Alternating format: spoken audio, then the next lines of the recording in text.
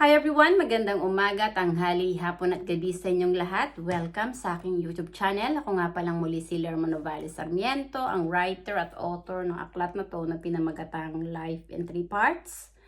Ang misyon at layunin ng aklat na to ay para magbahagi ng ebanghelyo ng salita ng Diyos sa buong mundo para ipahayag ang katotohanan sa mga aral ni Jesus na templo ng Espiritu Santo ang ating katawan. At ang Espiritu Santo ay ang siyang totoong nag-iisang Diyos na makapangyarihan, ay ang Diyos Ama na nagsugo kay Jesus na may pag-aari ng buhay nating mga tao na siyang dapat lang nating sambahin, purihin at ibigin ng higit sa lahat para yung ating kaluluwa ay maligtas na wag mapunta sa impyerno. Dahil ang kasalanan na walang kapatawaran ay kapag nilapastangan mo ang Espiritu Santo. Maraming mga tao ang tumalikod sa Espiritu Santo at naging mapagmataas at mayabang dahil mas inibig nila ang kanilang sarili at ang pera at ang mga karangyaan dito sa mundo. At narito na tayo sa huling panahon. Maraming mga tao ang hindi nila nakikita ang katotohanan ng Espiritu Santo ang nagbibigay ng buhay sa ating mga tao na siyang gumigising sa atin sa araw-araw, kung kaya tayo nabubuhay at umiiral dito sa mundo. Ang katawan na walang espiritu ay patay. Kaya hinihikayat ni Jesus ang mga tao na magrepent, tumalikod sa paggawa ng masama at magbalik loob sa Espiritu Santo sapagkat tanging yung mga naging kaisa lang ni Jesus na sumasampalataya, nagpupuri at umiibig sa Espiritu Santo na nasa kanilang katawan at ang Espiritu Santo ang kanilang kinikilalang Diyos at ang mga espiritual ang siyang makakapasok sa kaharian ng Diyos Ama. At bilang isang tinawag ng Espiritu Santo na maging tagapagsalita niya, ang mission ko ay ipahayag ang katotohanan ng Espiritu Santo lang ang siyang kataas-taasang Diyos Ama, ang siyang makapangyarihan ng may pag-aari ng buhay nating mga tao. At ang Espiritu Santo ay ang Alpha at Omega na siyang Diyos na parating kasama ni Jesus. At ako bilang isang tao, hindi rin ako nabubuhay para sa sarili ko lang. Ang Espiritu Santo ang nagbibigay ng buhay sa akin. Ang siya ring tumawag sa akin para gawin ang aklat na to, para ipahayag sa buong mundo na siya lang ang nag-iisang Espiritu at Diyos na may pag-aari ng buhay nating mga tao. At kailangan na ng mga tao na mag-repent. Kailangan nyo nang magbalik loob sa Espiritu Santo kung gusto nyong patawarin ng Espiritu Santo ang inyong kasalanan at nang sa gayon ang inyong kaluluwa ay huwag mapunta sa impyerno. At sa araw na to, ang topic ko ay End Time. Hangin, tubig at apoy ang sisira sa Amerika. Gusto kong ibahagi sa inyo ang katotohanan sa patungkol din sa kasaysayan para ilabas yung baho at mga gawa ng bansang Amerika. At sa panahon natin ngayon, honestly, dahil templo ng Espiritu Santo ay ang katawan, ang Espiritu Santo rin nagbigay sa akin ng kaalaman at karunungan, ang mission ko ay ibahagi yung mensahe ng Espiritu Santo sa mga tao sa buong mundo. Ang bansang Amerika, honestly, namumuro siya sa galit ng Espiritu Santo. Dahil maraming mga ginawang kawalang-hiyaan ang Amerika. Nung una pa man, nung uso pa yung imperialismo, naging ugali ng Amerika ang manakop ng ibang bansa, nakawin yung lupa ng may lupa, at ariin nilang kanilang pag-aari. Nasasaad sa banal na kasulatan, pinagbabawal ito ng Diyos, na wag mong aariin ang di mo pag-aari. Dahil pag inari mo yung lupa ng ibang bansa, yan ay pagnanakaw. At wala yang kapatawaran sa Espiritu Santo. At bilang isang tinawag ng Espiritu Santo na maging tagapagsalita niya, honestly, ang totoong pangalan ng ating bansa ay hindi Pilipinas kundi Maharlika. Ipinahayag sa akin ng Espiritu Santo na nung una pa man, ang totoong pangalan ng ating bansa ay Maharlika at naging sentrong pangkalakalan na pandaigdigan. Maraming mga taga-iba't ibang nasyon ang pumupunta noon sa ating bansa para makipagpalit kalakal at barter ang tawag sa pakikipagpalit kalakal. Honestly, yung mga taga-ibang nasyon tulad ng Malaysia, mga taga-India, maging ang mga taga-Persia ay nakarating noon sa ating bansa para makipagpalit kalakal. Yung mga taga-Malaysia at taga-Persia ang nagdala ng relihiyong Islam, kung kaya nagkaroon ng relihiyong Islam sa ating bansa. Dati nung unang panahon, walang relihiyon sa ating bansa. So nagkaroon ng relihiyong Islam, gawa ng mga taga-Malaysia at taga-Persia. Silang nagdala ng relihiyong yan. Then sa paglipas ng mahabang panahon, napadpad ang isang bulaang propeta rin na siyang isang misyonero ng relihiyon ng Romano Katoliko na si Ferdinand Magellan. At si Ferdinand Magellan nagdala ng rebulto ng Santo Niño at ng relihiyong Romano Katoliko. At dahil kay Ferdinand Magellan, ang ating bansa ay sinakop ng mga Espanyol at ng Hudas na hari ng Espanya na si Philip II. Si Philip II, ang hari ng Espanya, ang nanakop sa ating bansa, ninakaw yung ating lupa, at ginawang pag-aari ng Hudas na hari na to, kung kaya pinangalanan niya itong Pilipinas na nagmula sa pangalan niya. Then sa paglipas ng panahon, naglaban din ang Amerika at ang Espanya dahil gusto rin kamkamin ng Amerika ang ating lupa. So napagkasunduan sa Paris na ang Amerika ang maghahari sa ating bansa, kung kaya ipinagbenta ng mga Espanyol ang ating lupa sa mga Amerikano. So itong mga Amerikano, honestly, mga magnanakaw, mga sakim, ang puso nila. Ipinahayag sa akin ng Espiritu Santo na ang Amerika, honestly, hindi yan nagpupuri sa kanya. Hindi sinasamba ng mga Amerikano ang Espiritu Santo ang siyang Diyos na may pag-aari ng buhay nila. Bagkus inidulo ng mga tao sa bansang Amerika ang kanilang dolyar. Doon sila nagtitiwala at nasasaad sa likod ng kanilang pera ng Amerika. Kung titingnan niyo yung pera ng Amerika, nasasaad dyan, "In God we trust." Sinabi ni Jesus, hindi ka pwede magsilbi sa dalawang Panginoon. May pipiliin at itatangi ka. Hindi ka pwede magsilbi ng sabay sa Diyos at sa pera. Ang Amerika naging mapagmataas at mayabang sa Espiritu Santo. Sa banal na kasulatan, nasasaad ito sa Ephesians chapter 6 verse 12. "For we wrestle not against flesh and blood, but against the power, against the principalities, against the rulers of the darkness in this world, and against the spiritual wickedness in high places." At sa Ephesians chapter 5 verse 11, nasasaad dito, "Take no part in the unfruitful works of darkness, but instead expose them."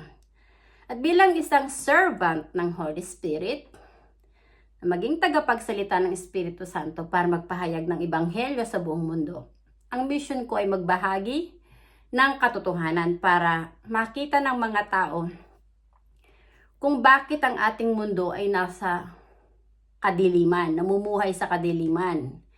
Dahil maraming mga leaders dito sa ating mundo ang nagkampi-kampi, nagsama-sama sila, na bumuo sila ng kanilang union para manipulahin ang bawat gobyerno dito sa mundo. At honestly, ipinahayag sa akin ng Espiritu Santo na ang Amerika ang siyang pinaka-global manipulator at dictator pagdating sa politika. Honestly, ang ating bansa sinakop ng mga Amerikano at inalipin din tayo ng mga Amerikano. Pero nung naging presidente na si Tatay Digong, hindi siya nagpapauto, hindi siya nagpapadikta sa mga Amerikano. Pero pilit siyang pinababagsak ng mga Amerikano, ng Roman Catholic leaders, ng mga dilawan, dahil para sa mga to, kalaban nila si Tatay Digong. Which is, Ipinahayag sa akin ng Espiritu Santo, ng Diyos Ama, dahil ang Espiritu Santo ang amang espiritual ng aking kaluluwa, na siyang parati kong kasama, ang nagbibigay ng buhay sa akin, ang gumigising sa akin sa araw-araw, ang nagbibigay ng lakas at kumpiyansa para magbahagi ng katotohanan patungkol sa kasaysayan, para maging liwanag din dito sa mundo. Dahil ang mission natin dito sa mundo, sinabi nga ni Jesus, ay maging liwanag sa mundo at magpahayag ng katotohanan. Honestly, ang Amerika, nung sinakop tayo ng Amerika, ginawa nila tayong allies.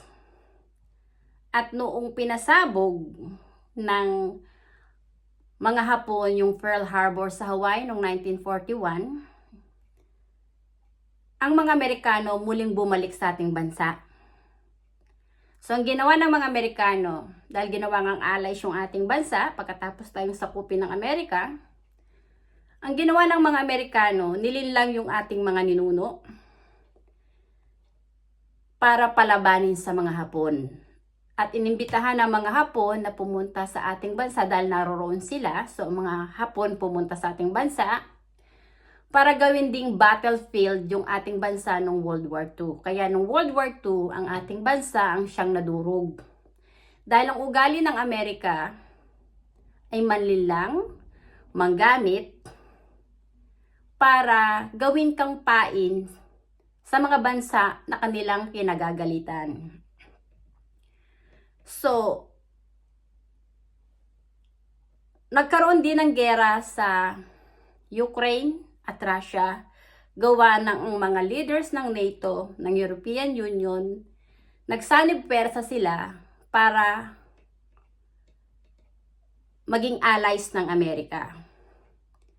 At nung nagkaroon ng gera dyan sa Ukraine at sa Russia, honestly, sunod-sunod yung mga pagbagsak ng ekonomiya ng ibang bansa, mostly din dito sa Europe. Pero yung dolyar, umangat yan. Honestly, ang Amerika, ayaw niyang sinalalamangan. Gusto niya na siya lagi ang nangingibabaw. Kaya ugali ng Amerika, nadiktahan ng mga bawat leader sa ibang bansa. Ngayon, ito yung gustong gawin ng Amerika sa leader sa ating bansa. Palibhasa tanga yung si Bongbong Marcos, nagpapauto dyan sa mga leaders ng Amerika. Ngayon, nasasaad nga sa banal na kasulatan, sinabi ng Panginoon, vengeance is mine. Maraming mga tao sarado yung utak, hindi nila naunawaan na yung mga leaders ng NATO, leaders ng European Union, ng Amerika, leaders ng Roman Catholic o ng anumang relihiyon, wala silang lakas para talunin ang Holy Spirit. Dahil ang Holy Spirit din ang may hawak ng kanilang buhay.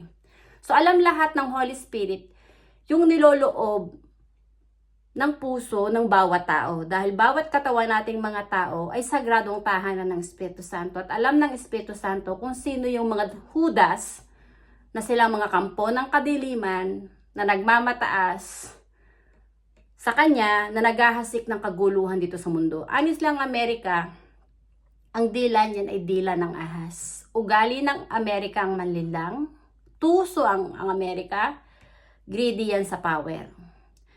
Honestly, etong nangyayari ngayon sa Amerika, pinarurusahan na siya ng Holy Spirit, ng Espiritu Santo, dahil naging Judas ang bansang Amerika. Honestly, bago matapos itong 2024, sinasabi ko sa inyo, lulupog ang bansang Amerika, babagsak ang dolyar. Mawawala ng value yung dolyar. Dahil mahirap mong kalabanin yung kalikasan. Nilikha tayo ng Panginoon ng Holy Spirit. Siyang lumikha ng lahat ng mga bagay dito sa mundo. Ang power ng Holy Spirit is omnipotent nga siya eh. Omnipresent and omniscient. Eternal yung power ng Holy Spirit. Sinabi nga ni Jesus, there is power once the Holy Spirit comes upon you. Kaya ako naging prangka, diretsa ang dila ko, at matapang para magpahayag ng katotohanan.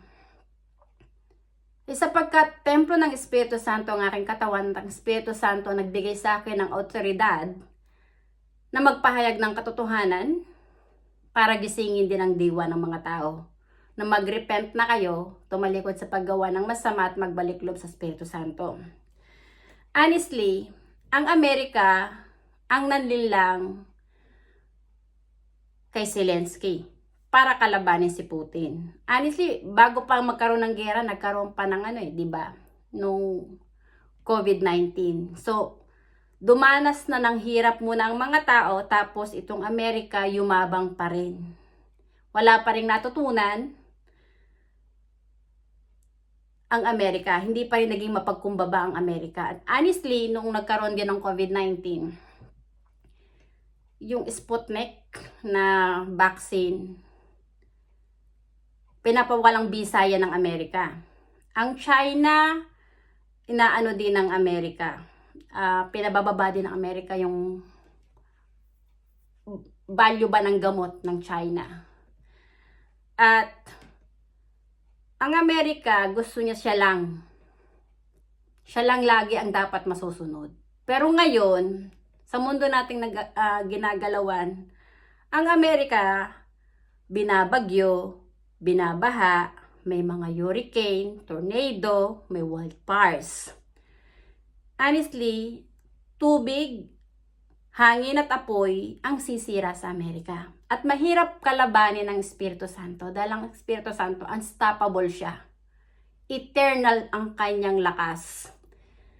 Pag sinabi ng Holy Spirit na lindulin yung lugar na yan, pabahain, magkaroon ng landslide, honestly, magkaroon ng sunog sa lugar na yan, mangyayari yan. Dahil ang nilikha ng Panginoon ang ating mundo sa pamamagitan lang ng kanyang salita. Ang Espiritu Santo ay ang Diyos na makapangyarihan na hindi natin nakikita ng mata, ay ang Diyos na nagbibigay ng buhay sa ating mga tao, ay ang siyang lumikha ng langit at lupa. Siya lang ang dapat nating katakutan at paglingkuran. Hindi yung mga leaders na mga demonyo dito. Kayong mga nito leaders, honestly, yung kataas at kayabangan nyo, yung mga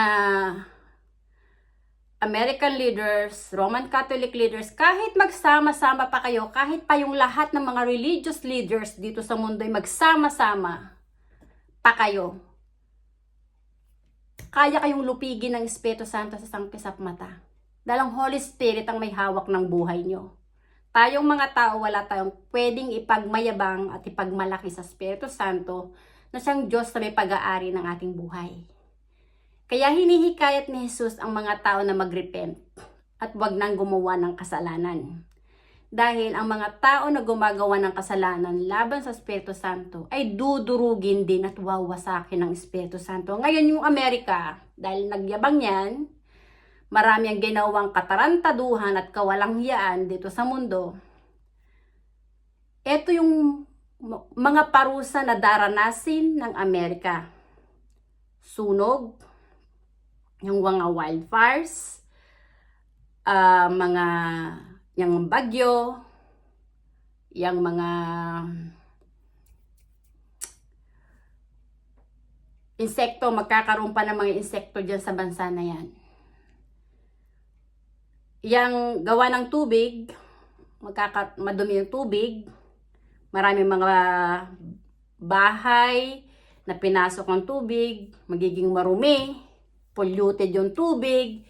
So maraming mga mabubuo dyang insekto, magkakaroon ng kitikite hanggang sa magiging lamok. Ngayon magkakaroon ng dengue dyan. Marami pang ibibigay na parusa ang Holy Spirit sa bansang yan. Dahil namumuro ang bansang Amerika sa galit ng Espiritu Santo. At bilang isang tinawag ng Espiritu Santo, ang mission ko, hikayatin kayong magrepent.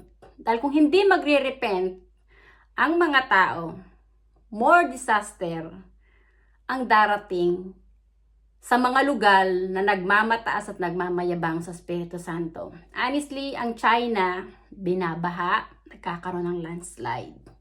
Sabi nga sa banal na kasulatan, wag mong aariin ang di mo pag-aari. Dahil yung ariin mo nga yung di mo pag-aari ay pagnanakaw yan. At sa kautusan din ng Diyos, ipinagbabawal yung pagnanakaw. Sinakop tayo ng Amerika, ninakaw ng Amerika ang ating lupa, dinurog ng World War II dahil nilinlang tayo ng mga Amerika para palabanin sa mga Hapon. And then, ngayon ang misyon ng Amerika, linlangin ang ating Pangulo na tanga din, na walang common sense niya, si Bongbong Marcos, na nagpauto pa rin sa mga naghuda sa kanyang ama. Honestly, ang nagpabagsak kay dating late President Ferdinand Marcos ay sina Juan Ponce Enrile, Fidel Valdez Ramos na nakipagkotsabahan sa mga American leaders at sa mga Roman Catholic leaders. Pero hindi ito nakikita ng hunghang na presidente natin ngayon na si Bongbong Marcos dahil walang common sense ang ating Pangulo. Hindi niya ginagamit yung kanyang utak. Uto-uto yan, under desire, at hindi siya talaga tatayo para mamuno. Weak leader yung Pangulo natin. At bilang isang tinawag ng Espiritu Santo, si Bongbong Marcos, honestly, namumuro din yan sa galit ng Holy Spirit. Bilang din yung araw niya. Sa pamumuno niya sa ating bansa, ilang taon na lang, tatalsik yan. At pag-alis niya sa pwesto, marami siyang haharapin na problema. Ang Amerika, honestly, dahil kumampi si Bongbong Marcos sa Amerika, madudurog din ang yung kanyang asawa na nagmamataas na si Liza Araneta. Lahat kayong mga ulupong, dahil mga kampon kayo ng kadiliman, mananagot kayo sa Holy Spirit. Lahat kayo, sisingilin kayo lahat ng Holy Spirit. Dahil bawat katawan nyo, templo ng Espiritu Santo, may utang kayong lahat sa Espiritu Santo. Ngayon, kung magre-repent kayo, magpapakumbaba, at tatalikod kayo sa paggawa ng masama, patatawarin kayo ng Holy Spirit. Pero kung mananatili kayong ma-pride, mapagmatas at mayabang, na feeling nyo na kayo ay nakahihigit pa sa Diyos, sa Espiritu Santo, yun yung malaki yung pagkakamali. Honestly, ang bansang Amerika, bago matapos itong 2024, mawawasa ka, dudurugin ka ng Holy Spirit. More disaster ang darating sa bansa mo. Alam ko na maraming mga tao na nagsasuffer sa bansang yan, nawala ng kanilang mga tahanan, nasunog yung kanilang tahanan, nasira ng bagyo. Ngayon yung, I think, Hurricane Beryl, siya naman yung nanalanta. Ang Texas at Florida, ilang beses siyang dinaanan ng bagyo. Ilang beses siyang binaha. Pero hindi pa rin tinatantanan. Honestly, pinarurusahan na ng Espiritu Santo ang bansang Amerika. Marami pang darating na dilubyo sa bansang Amerika dahil sinabi nga ni Jesus, ang Diyos ay hindi mo makikita ng mata. Mayahalin tulad mo siya sa hangin. Sinabi ito ni Jesus. Di mo makikita ang hangin, pero mararamdaman mo at makikita mo yung mga puno ay gumagalaw. So mararamdaman mo yung presensya ng hangin. Ang Holy Spirit ganun din. Hindi mo makikita ang Holy Spirit, ang Espiritu Santo, pero kung ikaw ay may utak, mararamdaman mo at makikita mo ang katotohanan na kaya nabubuhay ang tao dito sa mundo ay dahil sa presensya ng Espiritu Santo. Dahil ang katawan na walang Espiritu ay patay. Honestly, yung mga bahay na nasusunog, walang value yan sa Holy Spirit. Yung mga nasisirang mga tahanan nyo, yung mga, walang value yan sa Holy Spirit. Ang importante sa Holy Spirit yung kaluluwa ng tao. Ang ating katawan, sagradong tahanan ng Espiritu Santo. Maraming mga tao tumalikod sa Espiritu Santo. Mas inibig nila ang pera at ang karangyaan dito sa mundo. Honestly, sa mundo natin ngayon, pagkatapos ng COVID-19, nagkaroon ng giyera sa Russia, sa Ukraine, ang Amerika hindi pa rin tumitigil sa pangiengganyo sa bansa natin, sa leader sa bansa natin, para palabanin naman sa China. So, eto yung puso ng Amerika eh. Mayabang, mapagmataas, manloloko, mandaraya, sinungaling, matamis ang dila, na paaasahin ka, pero tatraidorin ka naman. Ang puso ng Amerika ay katulad ng demonyong si Satanas. May dila ng papanlinlang. Honestly, ang Amerika,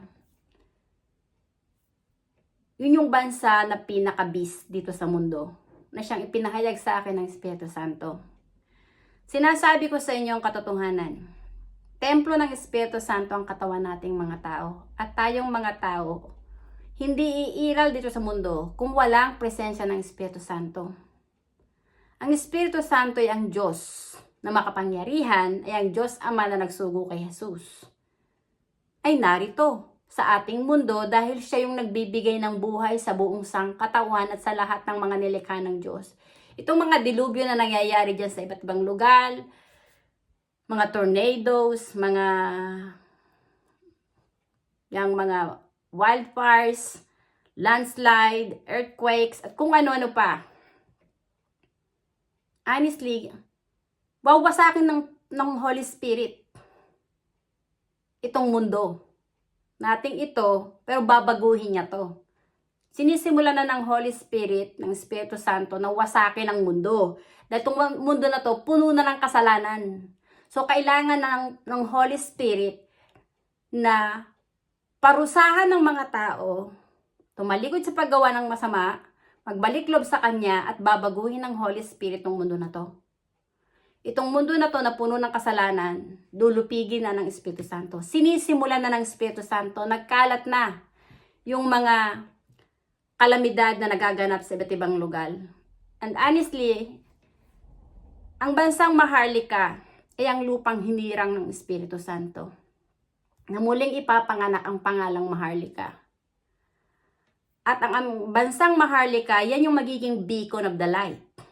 Dahil maraming mga tao rin ang magbabalik loob na sa Espiritu Santo, hindi na sasamba sa mga ribolto, santo-santuhan at Diyos-Diyosan. Yung simbahan ng Romano Katoliko na dinala ni Ferdinand Magellan, yung kanyang relihiyong Romano Katoliko, yung dinala ni Ferdinand Magellan, dudurugin nyo yan. Dudurugin niya ng taong bayan. Dahil kasuklam-suklam at walang kapatawaran din sa Espiritu Santo ang sumamba ka sa mga ribolto, santo-santuhan at Diyos-Diyosan. Honestly, yung relihiyong Islam na dinala ng mga taga-Malaysia o ng mga taga-Persia, ang Diyos niyan, yung ala nila, hindi ang Holy Spirit. Dahil si Abraham, yung saling lahi ni Abraham, ang nagpapako at nagpapatay kay Jesus sa krus. Dahil sinabi ni Jesus na bago pa man umiral si Abraham, ay ako na nga. So hindi matanggap ng saling lahi ni Abraham, ng mga anak ni Abraham, na si Jesus ay Mesiya at anak ng Diyos. Pero hindi nila naunawaan, ang katawan ni Jesus ay sagradong tahanan ng Espiritu Santo na winasak ng saling lahi ni Abraham, ay pinapako at pinapatay at pinapako sa krus. Honestly, ang bansang Israel at ang Amerika, hindi naman talaga yan sumasamba din sa Holy Spirit eh. Kasi ang mga taga-Israel, hindi nga nila kinikilala si Jesus na Mesiya at anak ng Diyos. Dahil ang puso nila nasa panig ng demonyong si Satanas sa sinungaling, na siyang Diyos ni Abraham na sinungaling. Narito na tayo sa huling panahon. Walang sino mang tao ang makakatalo sa Espiritu Santo. Kaya kailangan ng tao magpakumbaba, magsisi, tumalikod sa paggawa ng masama at magbalik loob sa Espiritu Santo. Dahil Ang may pag-aari ng buhay nating mga tao ay ang Espiritu Santo. Walang leader dito sa mundo. Kahit pa bumuo kayo ng union, yung NATO, European Union, kahit pa yung mga lahat ng religious leaders, magsama-sama kayo, wala kayong lakas para talunin ng Holy Spirit. Dahil ang Holy Spirit ang may hawak ng buhay nyo.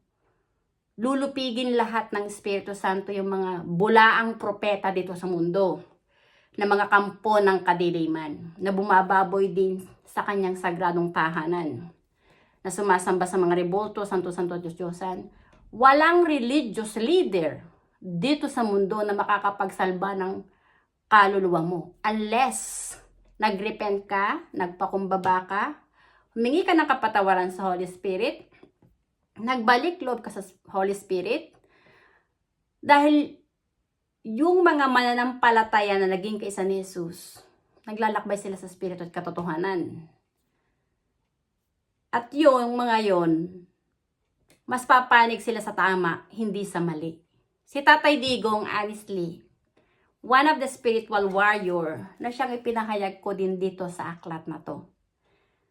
Ang kalaban ni Tatay Digong ay yung mga kampo ng kadiliman, yung mga leaders na kampo ng kadiliman.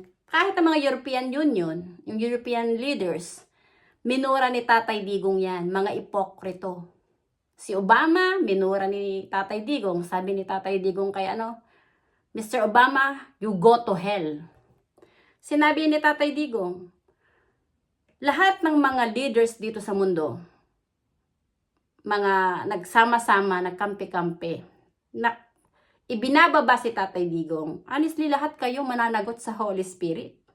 Dahil ang kinakalaban nyo ay isang chosen one. Chosen one si Tatay Digong. At bilang isang tinawag din ng Holy Spirit, maging isang chosen din ng Holy Spirit, na nasa panig ng Espiritu Santo at ni Jesus, na naglalakbay sa Espiritu at katotohanan, na pinaglalaban ng katotohanan at ang tama. Minumura yung mga ipokrito, yung mga ignorante, at saka yung mga pare. Totoo naman ang Diyos nyo is stupid at walang common sense. Dahil mga rebolto ang sinasamba nyo, hindi ang Holy Spirit. Yung mga haskang mangaral ng salita ng Diyos, na hindi mo tinanggap ang Espiritu Santo, hindi ka pinahintulutan ng Espiritu Santo, wala yang kapatawaran, mamamatay ka. Papatayin ka ng Espiritu Santo. Dahil hindi mo ituturo yung katotohanan eh. Hindi mo hihikayatin ng mga tao na sambahin at kilalanin na siyang Holy Father. Ay ang Holy Spirit lang. Kaya yung mga pare, iniidolo nila ng kanilang Holy Father, yung Papa nila sa Roma. Yung Papa nyo sa Roma, wala yung kakayahang magsalba ng kaluluwa nyo. Dahil hindi naman yun ang may pag-aari ng buhay nyo, kundi ang Espiritu Santo. Ang Amerika, bansa, kung hindi ka magpapakumbaba, hindi ka titigil sa panglilinlang, durog ang bansa mo. Sinasabi ko sa'yo, ito yung mensahe ng Espiritu Santo. Ako, tagapagsalita ng Espiritu Santo para magpahayag ng katotohanan. Ilabas yung mga revelasyon kung anong klase ng Espiritu mayroon ang leaders ng Amerika. Suwail ang leaders ng Amerika sa Holy Spirit. Mapagmataas, mayabang, may dila ng sinungaling, kaya tampalasan. Kaya yung bansang Ukraine, maraming mga tao dyan na nagsuffer din. Nawalan ng tahanan, nagkawatak-watak din ng pamilya, dahil yung bawat katawan nating mga tao, sagradong tahanan ng Espiritu Santo. So, bawat tao na yung kanilang kaluluwa nagsasuffer, gawa din ng gera, na yung mga tao naglalaban-laban, marami sa kanilang kaluluwa ay nasa kadiliman. Ngayon, kung ang kaluluwa mo ay nasa liwanag, hihilahin mo yung mga taong naliligaw ng landas na magbalik loob sa Espiritu Santo. Tanggapin ang katotohanan. Honestly, yung mga taga-Ukraine na mga tao, namuhay sila sa kadiliman ang mga tao sa kanilang bansa, nawala ng tahanan, nasira ang kanilang mga pamumuhay, gawa yung inyong leader na si Zelensky ay tanga na nagpauto sa mga wicked leaders dito sa mundo. Ang labanan dito sa mundo ay hindi laban sa laman at dugo, kundi laban sa mga espiritong masasama. Ang American leaders, hindi sila mga banal, mga demonyo sila. Nasugo ng demonyong si Satanas para manlinlang sa mga ibang leaders dito sa mundo para maging allies nila. Yan ang pwersa ng Amerika. The more sila nakakuha ng allies, lumalakas sila. Pero pag kinalaban mo ng Amerika, nag-back out ka dyan, hihina ang Amerika. Ngayon, dahil ang mga tao tanga pa rin, nagpapauto pa rin sa Amerika, so ang Holy Spirit na ngayon ang gumagante. Sinabi nga ng Panginoon, vengeance is mine. So, ang bansang Amerika, dudurugin niya ng Holy Spirit sa pamamagitan ng hangin, tubig at apoy. Ngayon, kung hindi magre-repent ang mga tao sa bansa na yan, more disaster pa ang aabutin nyo. Dahil yung galit ng Holy Spirit, hindi pa yan magsusubside. Mananatili pa rin yung galit niya. Kasi gusto na ng Holy Spirit, linisin tong mundo na to. Lupigin yung kasalanan. At kailangan ng mga tao, magpakumbaba, magrepent na kayo. Dahil tayo, ang buhay natin, nakasalalay sa Espiritu Santo. Ang Espiritu Santo ang Alpha to Omega. Ang buhay nating mga tao dito sa mundo ay hiram lang. Binigyan lang tayo ng Holy Spirit ng pansamantalang buhay para maglakbay dito sa mundo. Ang kaluluwa nating mga tao ay ang siyang totoong kawangis ng Diyos dahil Espiritu yun. At ang ating kaluluwa kapag umalis na yan sa ating katawan, babalikan sa Espiritu Santo para humarap sa paghuhukom. At kung dito sa lupa, ang itinanim mo ay puros kasakiman, panlilinlang, pagnanakaw, panggigipit sa iyong kapwa, dahil tingin mo hindi ka mamamatay, feeling mo ikaw makapangyarihan. So, ugali mo na mangamkam, makipagkompetensya sa ibang bansa, at maghari-harian. Pero hindi mo nalalaman, ang may hawak ng buhay mo yung Espiritu Santo. Honestly, nung nagkaroon ng World War II, yung sina Hitler, nangamkam ng lupa. Matagal lang patay ang mga leaders na yan. Pero ang kaluluwa nila nasa impyerno. Dahil hindi sila pinatawad ng Espiritu Santo. Narito na tayo sa huling panahon.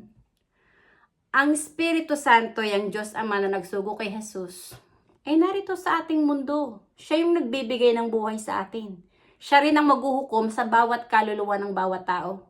Alam ng Espiritu Santo kung sino ang kanyang mga tupa at kung sino yung mga kambing na nasa panig ng demonyong si Satanas. Si Tatay Digong, kahit paanong gawin na mga Roman Catholic leaders, American leaders, ng European leaders, ng NATO, ng ICC, hindi nyo kaya siyang talunin. Dahil ang Holy Spirit ang gumagabay din kay Tatay Digong dahil yung katawan ni Tatay Digong ay templo rin ng Espiritu Santo. Ang Holy Spirit din ang may pag-aari ng buhay ni Tatay Digong. Kaya yung mga taong tanga na mas kumakampi sa Amerika, mga wala kayong common sense, kung inaakala nyong matalino kayong mga bobo kayong lahat.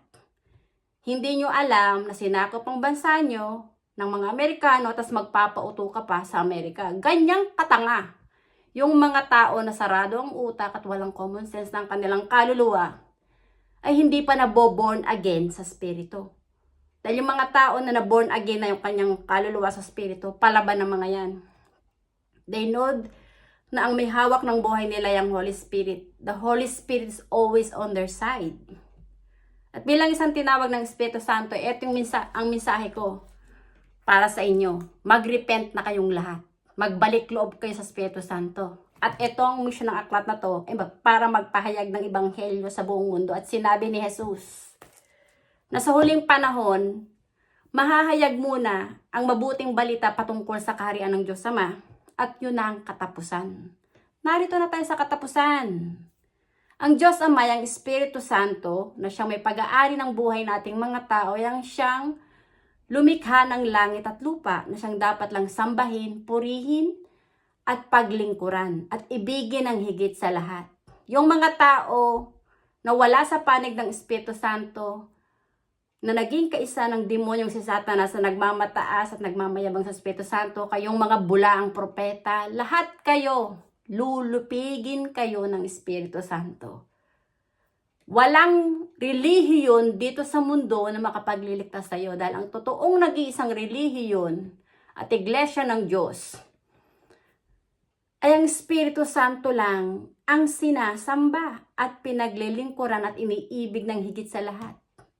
Si Jesus ang daan, buhay, liwanag at katotohanan para yung kaluluwa mo ay muling ipanganak sa Espiritu at maging kapatid ka ni Jesus sa Espiritu at kilalanin ka ng Espiritu Santo na anak ng Diyos at kapatid ni Jesus sa Espiritu. Dahil ang Ama ni Jesus ay ang Espiritu Santo, hindi tao. Ang Espiritu Santo ay Espiritu at ang Espiritu ay Diyos. Kaya si Jesus ay Mesiya ng Espiritu Santo dahil ang lumukob kay Birheng Maria para siya magdalang tao ay ang Espiritu Santo. Ang Espiritu Santo ang bumuo kay Jesus sa sinapupunan ni Birheng Maria. Bago pa man ako isilang dito sa mundo, ipinahalag sa akin ng Espiritu Santo na pinili na kita na maging propeta sa buong nasyon para ipahayag na ang Espiritu Santo lang na nasa katawan ni Jesus, na nasa katawan ng buong sangkatauhan, ay ang totoong nag-iisang Diyos na makapangyarihan, ay ang may pag-aari ng langit at lupa. Mag-repent na kayo bago pa man tudasin ng Espiritu Santo kayo. Dahil kapag binawi na ng Espiritu Santo ang kaluluwa sa katawan nyo, sa kabilang buhay, kapag kaluluwa ka na, humingi ka man ng kapatawaran sa Holy Spirit, huli na. Dahil hindi mo na pwedeng itama yung iyong mga mali. Dahil yung kaluluwa natin, mas umalis na yun sa ating katawan. Yung ating katawan, wala na yung buhay eh. So wala na yung value. Itatapon mo na yan. Ibabaon sa lupa o susunugin. Pero ako, pag namatay, iba yung gusto ko. Na isinaad ko din sa aklat na to. Kapag ako namatay, binawi na ng Holy Spirit yung buhay ko. Dahil wala na naman akong, hindi na importante sa aking katawan. Kaysa uudin yung aking katawan, idodonate ko ang aking mga organ. At least nakatulong pa rin ako sa ibang tao. Para yung puso ko, may bahagi ko sa mga tao na tayong mga tao, wala tayong pwedeng ipagmalaki sa Holy Spirit. Kailangan natin magpakumbaba. Ibigin natin ang Diyos ng higit sa lahat at ibigin natin ang ating kapwa. Gaya ng pag-ibig natin sa ating sarili. Hindi mo kayang ibigin ang iyong kapwa gaya ng pag-ibig mo sa iyong sarili kung hindi mo hihikayatin ang kaluluwa ng iyong kapwa na nasa kadiliman na pumunta sa liwanag. Ang Espiritu Santo ay ang liwanag, buhay at katotohanan na pinagmula ni Jesus ay ang nagbibigay ng buhay sa buong sangkatauhan. Kailangan nating maging kaisa ni Jesus, na maging anak ng Espiritu Santo. Para itong mundo natin na to ay malupig na yung kasalanan. Dahil ang kasalanan ang naghihiwalay sa tao, sa Holy Spirit, sa Espiritu Santo, kung kaya maraming mga tao ang namumuhay sa kadiliman. Ang Espiritu Santo ang liwanag, si Jesus ay Mesiya at liwanag dito sa mundo. Sinabi ni Jesus, ang sino mang naniniwala sa akin, naniniwala rin sa aking Ama na nagsugo sa akin. Sinabi ni Jesus, nang sino mang naniniwala sa akin, ako at ang Ama ay mananahan sa Kanya. Honestly, hindi ako nabubuhay mag-isa. Ang present, si Jesus, hindi mo na siya makikita, Espiritu na si Jesus. Nagbalik na siya sa Espiritu Santo. So, ang Espiritu Santo at si Jesus magkasama. Dahil Espiritu sila, parehas. Ako, dahil templo ng Espiritu Santo ang aking katawan, parati kong kasama ang Espiritu Santo. Sa Espiritu Santo ako nagpupugay, nagpupuri, umiibig ng higit sa lahat dahil siya yung nagbibigay ng buhay sa akin na parati kong kasama. Siya yung Diyos na makapangyarihan na lumikha sa akin. Kaya hindi ako natatakot sa mga tao dito sa mundo, kahit lahat pa ng leaders dito sa mundo magsama-sama kayong mga ulupong. Wala kayong power para talunin ng Holy Spirit na nananahan sa katawan ko. Mamatay man ako dito sa mundo, alam ko na ang kaluluwa ko magiging kasama ni Jesus. Dahil ang Espiritu Santo at si Jesus parating magkasama. Ako at ang Espiritu Santo parati ring magkasama. Kaya hindi ako natatakot lumisan dito sa mundo dahil alam ko na ang buhay ko dito sa mundo ay may simula at katapusan. At ang Holy Spirit ang may hawak ng aking future. Dito sa mundo, obligasyon ko yung sumunod sa yapak ni Jesus. Na ipahayag ang Espiritu Santo lang ang nag-iisang Diyos na dapat sambahin. Kaya hinihikayat ko na rin kayong lahat na tanggapin niyo ang katotohanan sa mga aral ni Jesus na templo ng Espiritu Santo ang inyong katawan. Magsisi na kayo at magbalik loob kayo sa Espiritu Santo bago pa man bawiin ng Espiritu Santo ang kaluluwa sa katawan nyo. Dahil kapag kaluluwa ka na at hinukuman ka na ng Espiritu Santo, kung hindi ka pinatawad ng Espiritu Santo at hindi ka kinilala ng Espiritu Santo, sigurado ang kaluluwa mo sa impyerno ang bagsak niyan. Dahil walang kaluluwang suwail na nagmamataas at nagmamayabang sa Espiritu Santo ang nakakapasok sa kaharian ng Diyos Ama sa langit. Maraming salamat sa inyong pakikinig at hanggang sa muli. Bye! Thank you!